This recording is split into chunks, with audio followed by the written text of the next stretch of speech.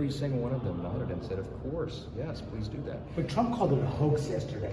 What Trump is referring to is the hoax that the Democrats are using to try to attack him. He has never said or suggested or implied. I've talked to him about this many times, many times.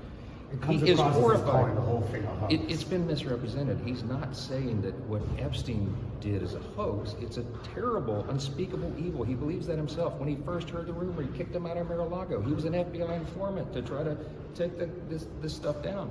The president knows and has great sympathy for the women who have suffered these unspeakable harms. It's detestable to him. He and I have spoken about this as recently as 24 hours ago. What he's talking about is the Democrats who are doing this with impure motives. If they cared so much about this, why didn't they do something during the 4 years of the Biden administration when the Biden DOJ had all the records? They didn't say a word about it. Now they're doing it for political purposes. Not everybody, but a lot of them, and that's what the president's frustrated about, and we all are, that they're creating a hoax just like they did with the Russian dossier because they think it's going to somehow be mud thrown on him. It's not. He has no culpability in this thing at all.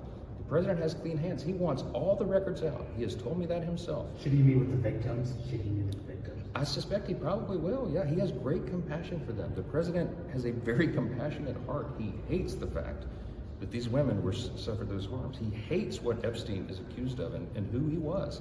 And when he recognized that, he realized Epstein wasn't just some sort of, socialite. He was an evil person and alleged to have been involved in evil schemes. And the president distanced himself before he was president from that because that's not who he is. And I think he's being falsely accused and maligned. And that's a frustration of all of ours. That's what he's talking about when he says the hoax. Thank you. Thank you. Category that's very special, and Poland is in that category. We have a very special relationship. It's like I have no message to President Putin. He knows where I stand, and he'll make a decision one way or the other. Whatever his decision is, we'll either be happy about it or unhappy, and if we're unhappy about it, you'll see things happen.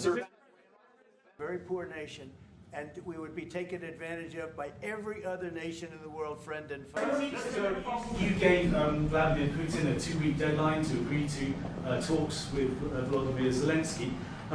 That deadline is now nearly approached. Can you give us any indication of when you will make a decision? Well, I'm having a conversation with him very shortly, and I'll know pretty much what we're going to be doing. We've taken very strong action, as you know.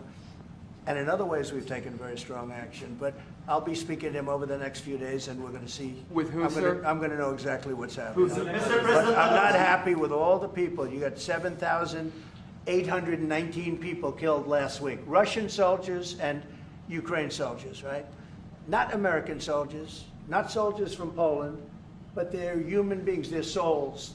I thought that would be in the middle of the pack, maybe one of the easiest. Sometimes you never know with war. War is a very interesting thing. You never know with